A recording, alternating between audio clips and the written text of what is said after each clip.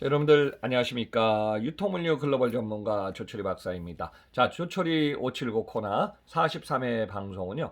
오늘 아침 6시 지나서 1월 28일 현지 시간이죠. 오후에 장을 마감한 쿠팡 주가 18.92달러로 1월달 장을 마감했습니다. 물론 이제 미국은 1월 30일 날 장을 진행하고 있고요. 우리나라 같은 경우는 오늘로 지금 구정 연휴가 들어갔기 때문에 자, 쿠팡 주가 1월 21일 날은 최저 18.10달러로 지금 최저치를 찍었고요. 또 22년 1월 달 상황 한번 좀 종합적으로 분석해 봤습니다.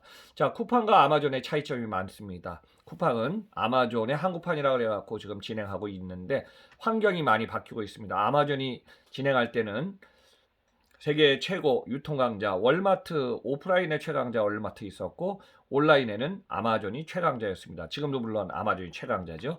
그래도 그 아마존과의 차이점 한번 좀 분석해 보고요. 최근에 관련된 쿠팡 정보 또 향후 이 내용 한번 좀 종합적에 심플하게 한번 좀 정리해 볼 테니까 참고해 보시기 바랍니다. 자, 조철이 43회 방송입니다. 자, 쿠팡이 생각보다 지금 주가의 폭락과 방어 노선이 지금 안정적이지 못하고 있습니다. 물론 이제 작년 11월, 12월 또 올해 1월까지 2개월에서 3개월 정도 올해 2022년에 예상된 변수들이 많이 예측되었습니다. 그래서 지금 우리나라 코스피도 작년에 상반기 22년 최고점 3,302에서 최근에는 거의 뭐 2,700포인트, 2,600까지 무너진 상태가 되고 있습니다. 그래서 급등 급락을 해야 되는데요.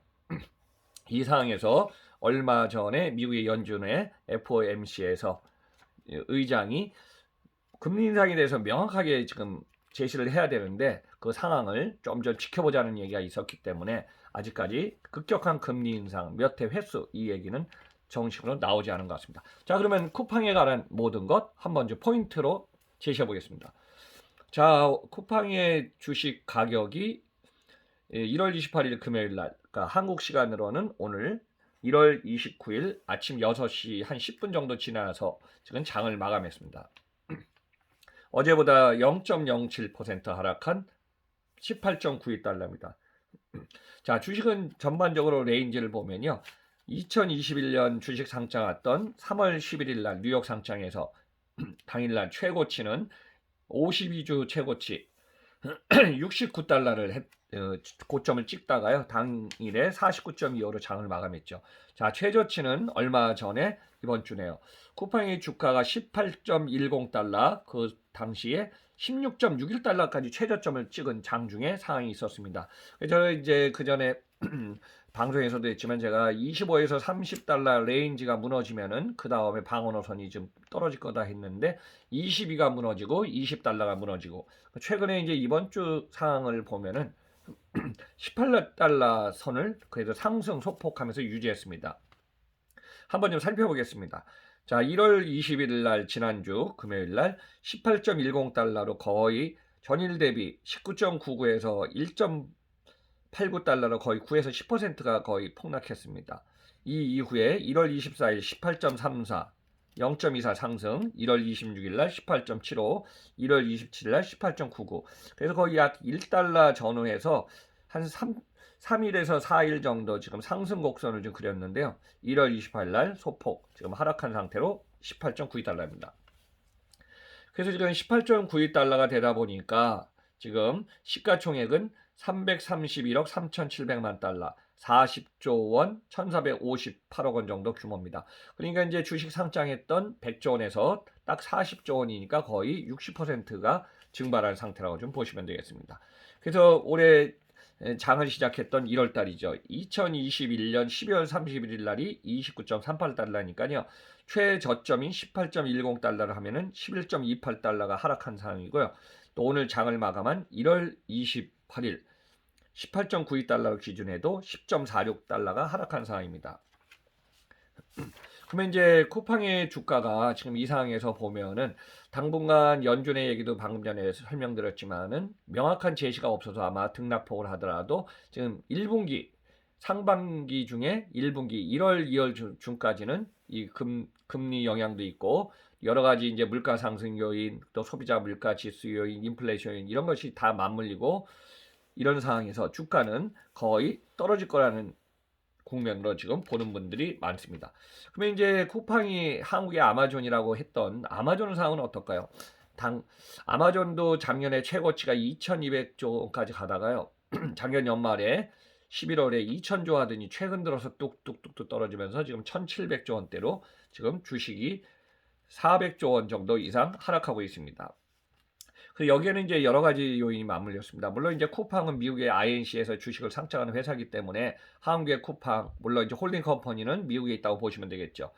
지금 전 세계 인플레이션의 우려 또는 여러분들이 항상 여러 가지로 보면은 쿠팡도 아마존도 인력을 너무 많이 씁니다. 물론 이제 물류센터에 자동화를 한다 그래도 하포장을 하고 출고 라인은 거의 이제 사람이 많이 필요하겠죠. 그 다음에 밀집도 배송이라든가 델리버리 서비스를 갖다가 스피디하게 하다 보면요. 인력들의 어떤 숫자 많이 지금 필요하겠습니다. 아마존도 마찬가지입니다. 작년에 이제 인력난에 힘들었던 물류 현장들, 고급 인력, 그 다음에 임금을 상승시켜서 인력을 좀 많이 쓰고 있다 보니까 아마존에도 종업원 수가 너무 과다해서 물류 현장에 고정비가 지금 많이 들어가는 것이 현 상황입니다. 참고로 글로벌에서 이제 주식 시장 시가총액을 보면요. 과거에 1년, 2년 전에는 사우디아라비아의 아람코가 1등을 하다가 그 다음에 애플이 1등을 하다가 그래서 지금 현상에서는 애플 1위, 2위는 마이크로소프트, 3위는 사우디 아람코, 4위는 지금 아마존이 차지하고 있습니다. 그 정도로 아마존 유통 최강자로서 지금 큰 위치에 있습니다. 참고로 세계 650조 원의 매출을 차지하는 세계 유통의 1위 월마트는요. 시가총액이 500조 원 미만이라 아마존에 비하면은 약 3분의 1에서 4분의 1 정도 수준이죠. 이제 아마존이 94년, 95년에 창업을 하고 제프 베조스가 당시에 제가 기억나네요. 인터넷 WWW 인터넷망이 되면서 저도 당시에 뭐 80년대 아마 책을 원서를 사보려면은 80년대 초 그때 학번이기 때문에 원서를 사려면 교보문고 와서 외국 서적을 갖다가 돈을 좀 더 주고 지금 미국 책이라든가 일본 책이라든가 이런 원서를 사서 본 기억이 납니다. 물론 잡지도 매거진도 마찬가지죠. 그래서 이제 아마존은 책이라든가 CD 관련 상품을 해서 지금 상품 라인업을 확장시키면서 미국 시장에서 지금 95년부터 해서 전 세계 시장을 타겟으로 지금 상품 라인업을 시작했죠. 그다음 상품의 종류가 많아지다 보니까 아마존은 1990년대 말 2000년 전에 갖고 선진국적으로 막 글로벌에 진출합니다. 자, 대표적으로 아마존이 진출했던 것이 자, 미국에 위에 있는 캐나다, 또 일본도 1998, 99년에 저도 이제 일본에서 30여 년 생활했기 때문에 2000년대 아마존 재팬이 진출한 걸 기억하고 저도 일본에서 아마존을 유저로서 고객으로서 사용을 지금까지 해오고 있습니다. 자, 영국, 캐나다, 호주, 선진국 등으로 해서 한 14개국 진출해 있고요. 유일하게 이제 중국엔 진출했는데 중국에는 2000년 지나서 알리바바, 찡동 등이 급성장하면서 중국에서는 많이 밀린 것이 아마존의 현 상황입니다. 그러다 보니까 아마존은 당시에 오프라인 최강자 월마트가 라이벌이었고요. 온라인의 선두주자로서 매출 규모가 나오면은 거기 영업이익에 대해서 재투자하면서 계속 사업 수익 구조를 가져갔죠. 어떻게 보면은 아마존은 단기이익보다는 중장기 비전을 보면서 충성 고객을 확보해서 전 세계 네트워크를 확장한 것이 아마존이 아닌가 이렇게 보고 있습니다. 그냥 이제 아마존에는 경쟁자가 없다고 보시면 되겠죠. 자, 참고로 지금 아마존은 전 세계에서 전 세계 인구 한 79억 명인데요. 아마존을 사용하는 인구가 거의 28억, 29억 명이라고 합니다. 그러니까 전 세계 인구의 3분의 1 이상이 거의 아마존을 사용하고 있는 것이죠. 참고로 일본에서도 보면은 2000년대에 진출해 갔고요. 락덴, 야후재팬 다양한 지금 온라인 기업들이 있지만요. 아마존이 20년 이상을 진출하면서 일본의 매출 시장 규모는 이미 20조 원이 넘어선 상태입니다. 그리고 전국에 한 14개, 15개 아마존의 주요 수도권의 허브 거점 포함해서 대형 물류센터가 있고요. 말하자면 아마존 자체 1999년에 미국에서 아마존이 풀필멘트 센터 명칭을 하면서 주문을 해서 또 출고 라인에 또 고객의 어떤 출하 빈도가 높은 상품들을 모아놓은 그걸 갖다 수주 이행이랍니다. 주문단부터 피킹에서 출고까지 갈 수 있는 모든 걸 해서 풀필멘트 모든 것을 갖춘다. 수주 이행한다는 명칭으로 풀필멘트 센터를 만들었죠. 자, 일본도 전국의 거점 중에 거의 서너 최신의 지은 물류센터들은 다 키발 로봇을 도입해서 자동화를 시키고 있습니다. 그래서 이런 상황에서 지금 아마존은 전 세계 거점으로 지금 계속 진출하면서 시장을 확대합니다. 여러분들 참고로 이제 미국의 유통 시장에 제가 기조 강연을 여기저기 많이 하고 있는데요. 기조 강연에서도 2025년 시장까지 보면은 미국에는 데파트멘트 스토어, 슈퍼마켓, 컨비니언스 스토어, CVS, 그다음 드럭스토어 다양한 소매 업체가 있지만요. 그중에서 유일하게 온라인 시장만은 2배 성장, 2025년 시점으로 2배 성장한다는 어떤 예측 데이터가 나와 있습니다.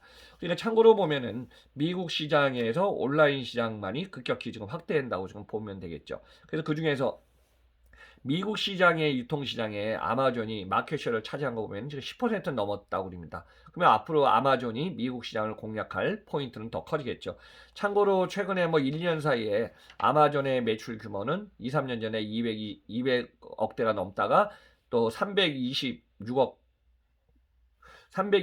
원 하다가 440조 원 하다가 아마 이제 조만간에 아마 2021년 결산이 이제 12월 결산 발표 나올 텐데요. 가볍게 500조 원이 넘어서 있습니다. 그러면은 참고로 전 세계 유통 최강자 월마트가 뭐 600조, 620조, 650조 원 됐는데 월마트하고 지금 매출 규모가 2배 이상 벌어진 것이 위드 코로나 2, 3년을 겪으면서 그만큼 물동량 매출이 30% 늘다 보니까요. 지금 월마트하고도 100에서 150조 원의 매출 격차가 지금 줄어들고 있는 것이 아마존의 현 상황입니다. 그럼 여기서 한번 좀 상황을 한번 보면은 쿠팡은 어떨까요? 물론 이제 저도 아마존은 20년 이상 봐왔고 2000년 이후에 지금 아마존을 계속 보고 뭐 실지 물건을 사용하는 고객이고요. 쿠팡도 10년 이상을 제가 이제 한국에서도 한일 간을 움직이면서 봐왔고 또 쿠팡 실지 네이버 쿠팡 제가 이제 온라인에 주문을 다 해보고 있습니다. 그렇지만은 쿠팡은 아마존을 벤치마킹한 거는 맞는데 지금 시장 환경이 스타트가 너무 달랐다고 합니다. 방금 전에 아마존은 미국 시장, 글로벌 시장을 나가면서 전방위적으로 이제 공격 경영을 한 거고 지금 쿠팡은 한국 시장에서 지금 온라인 시장에 2000년에 진출해서 2015년에 로켓 배송하면서 많은 비용을 투자해서 로켓 배송, 밀집도 배송, 그 다음에 물류센터를 갖다 대형을 계속 지금도 짓고 있습니다. 물론 이제 물류센터에 투자하는 것은 뭐 현실적으로는 맞는 얘기입니다. 그렇지만은 여기에 5조 원 이상 되는 누적 총 손익 구조가 너무 크고요. 물론 이전에 주식 상장 이전에 소프트뱅크 비전 펀드로부터 10억 달러, 20억 달러, 뭐 30억 달러 그 외에서 35억에서 약 40억 달러에 가까운 자금을 투자받아서 그것은 이미 다 소진을 했죠. 그리고 이번에 쿠팡 3월 11일 날 작년에 뉴욕 상장하면서 시드머니를 4조, 5조 정도 실탄을 장전했기 때문에 이 돈은 계속 지금 작년에 2021년, 2020년은 계속 지금 사용될 겁니다. 근데 문제는 뭐냐면은 이렇게 물류센터를 확장하고 지금 센터를 안정화시키는 것도 너무 중요합니다. 저도 뭐 삼자물류라든가 택배도 일본의 야마토부터 한 개, 5개에서 택배를 자문 들어가고 택배하고 삼자물류 병수형 물류센터 지금 곤지암 뭐 과거에 현대택배 대전센터 일본의 야마토 많은 것을 가서 보고 실제 경험해서 움직여 봤기 때문에 그렇지만은 지금 상황은 과거하고 많이 다른 상황이 벌어졌습니다. 왜 그럴까요? 뭐 2020년만 하더라도 네이버가 27조, 쿠팡이 22조, 이베이가 20조, 그래 롯데가 8조, 스타컴이 4조, SK가 11조에서 온라인 거래 금액이라는 게 나왔는데 작년에 신세계 이마트에 의해서 이베이 코리아를 인수합니다. 이 두 개의 회사가 합치니까 거의 데이터상으로는 24가 나옵니다. 24조 원. 자, 그래서 올해는 상강구도입니다. 네이버, 신세계 이마트, 이베이 코리아, 그 다음에 쿠팡입니다. 그럼 이제 상강구도 안에서 뭐 많은 기업들이 지금 온라인 집중을 강화했기 때문에 이 시장의 경쟁 구도에서 쿠팡이 어느 정도 고객 수를 늘릴까 하는 것이 지금 주요한 포인트입니다. 근데 이미 쿠팡의 고객은 활성 고객이라 그래갖고요. 1700만 명 전후에서 지금 멈춰 있는 상태입니다. 그래서 이제 쿠팡이 그런 상태에서 경쟁 구도에 경쟁력을 우위를 해야 되는데 이 경쟁이 심화되면서 경쟁 악화가 되지 않을까 좀 우려도 되는 것이 지금 현 상황입니다. 그러면 쿠팡은 지금 어떤 상황이 와 있을까요? 한번 제가 마지막 마무리 정리하겠습니다. 쿠팡이 돈 되는 수익 구조가 없는 건 아닙니다. 수익 구조를 만들고 있지만 종합적으로 볼 때 과연 물류는 총 물류 비용, 토탈 코스트가 너무 중요하기 때문에 총 물류 비용, 수익 구조에서 비용을 빼야 되죠. 그럼 영업이익이 발생하는데 비용이 너무 크면 영업 손실이 됩니다. 그래서 이 부분에 대한 어떤 종합적인 대안, 모멘텀을 만들어야 되고요. 또 하나는 뭐냐 하면은 지금까지 누적된 5조 원에 관한 총 손익, 누적 적자를 갖다가 지금 소진해야 돼가고, 그 다음에 수익 구조를 매년 지금 아마 2021년 1.5조에서 만약에 지금 반으로 줄이든가 이렇게 어떤 가능성을 시사해야지 우리가 이제 개인 투자가, 일반 투자가 또는 기관 투자가들이 그 가능성을 보고 이제 분기별로 이제 평가를 하거든요.